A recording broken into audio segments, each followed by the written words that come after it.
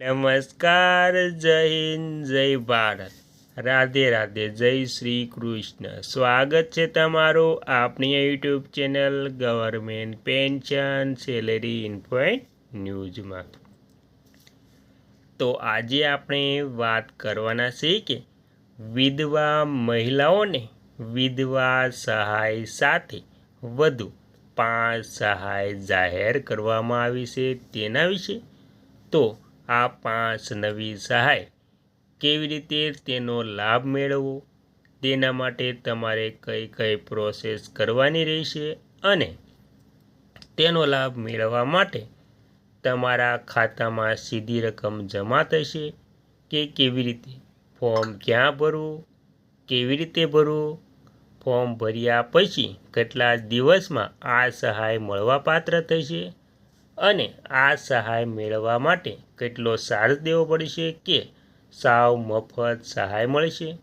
તો મિત્રો, આ સહાય સાવ મફતમાં મળવાની છે, તે પણ તમારા ઘરે બેઠા મળશે. કેમ કે તમારે સહાય મેળવવા માટે તમારે ક્યાંય ધક્કા ખાવાની જરૂર નથી. કેમ કે તમારા શહેરના અથવા તો ગામના કોઈ પણ પોસ્ટમેન તમને ઘરે આવીને આ સહાય માટેના પુરાવા તૈયાર કરવા તમને કહેશે અને તે તમને જાતે જ ફોર્મ ઓનલાઈન ભરી દેશે અને તમને તેની સહાય મળવાપાત્ર થઈ જશે.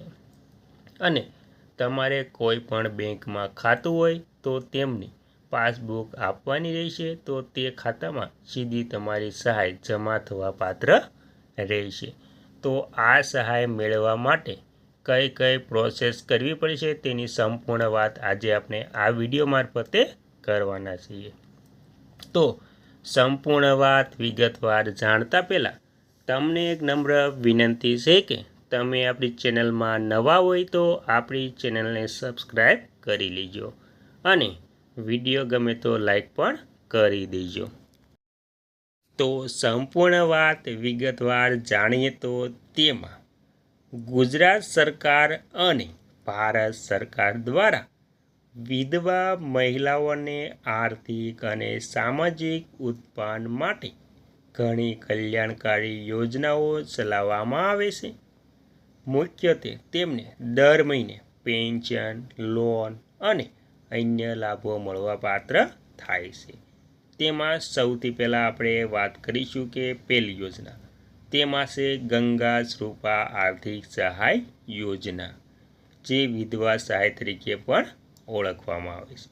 તો તેમાં આ ગુજરાત સરકારની મુખ્ય કલ્યાણકારી યોજના છે. આ યોજના અંતર્ગત પાત્રતા ધરાવતી વિધવા મહિલાઓને દર મહિને ₹1250ની આર્થિક સહાય સીધી તેમના બેંક ખાતામાં જમા કરવામાં આવે છે. મિત્રો, આ સહાય ચાલુ રાખવા માટે દર વર્ષે હયાતી એટલે કે લાઈફ સર્ટિફિકેટ ફરજિયાત કરાવવું પડશે. એટલે કે હયાતીની ખરાઈ કરાવવી ખૂબ જ જરૂરી છે. કેમ કે વિધવા મહિલાઓ જીવિત છે કે કેમ તેની ખાતરી કરવા માટે દર વર્ષે હયાતીની ખરાઈ કરાવવી ખૂબ જ અગત્યની છે. કેમ કે કોઈ પણ બીજા તેનો લાભ લઈ ન શકે. ત્યારબાદ બીજું છે ઇન્દિરા ગાંધી રાષ્ટ્રીય વિધવા પેન્શન યોજના.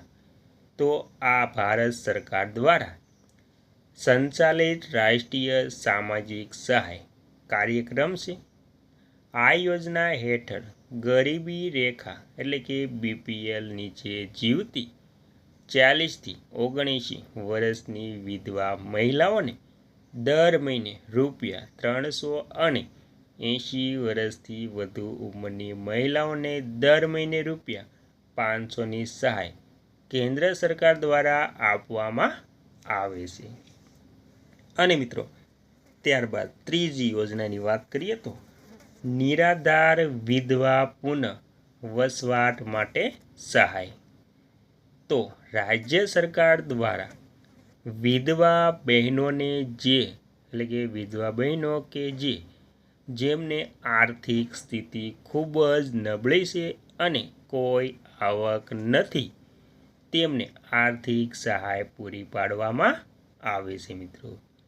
આ યોજનાનો ઉદ્દેશ્ય નિરાધાર બહેનોને પગભર કરવાનો અને તેમને સામાજિક સુરક્ષા આપવાનો છે મિત્રો। અને મિત્રો ત્યારબાદ ચોથી યોજના છે માનવ કલ્યાણ યોજના અથવા તો માનવ ગરિમા યોજના। ગુજરાત સરકારના સામાજિક ન્યાય અને અધિકારિતા વિભાગ દ્વારા યોજનાઓ ચલાવવામાં આવે છે। આ યોજના હેઠળ વિધવા મહિલાઓ સહિત અન્ય જરૂરિયાતમંદ પરિવારોને પોતાનો નાનો મોટો વ્યવસાય શરૂ કરવા માટે સાધન કીટ આપવામાં આવે છે અથવા તો આર્થિક સહાય આપવામાં આવે છે જેથી તેઓ સ્વનિર્ભર બની શકે।